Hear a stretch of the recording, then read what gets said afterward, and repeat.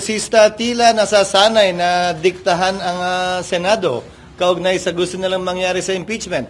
Pues kung trabaho ng ilang mambabatas na maging sunod-sunuran kay Speaker Romualdez na gusto, klaro itong impeachment na ito, hindi namin trabaho yan sa Senado. Hindi ko rin trabaho yan bilang tagapangulo ng Senado.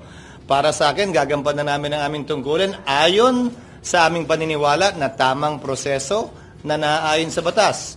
Nung inupuan nila na mahigit 2 buwan itong impeachment complaint, may narinig ba sila sa amin? Nakalagay din sa rules nilang immediately ibibigay ng SecGen yung impeachment complaint sa Speaker. Hindi nila ginawa yon sa loob ng mahigit 2 buwan. May narinig ba silang reklamo sa amin? Ginalang namin ang kanilang pasya, proseso at pagdidesisyon.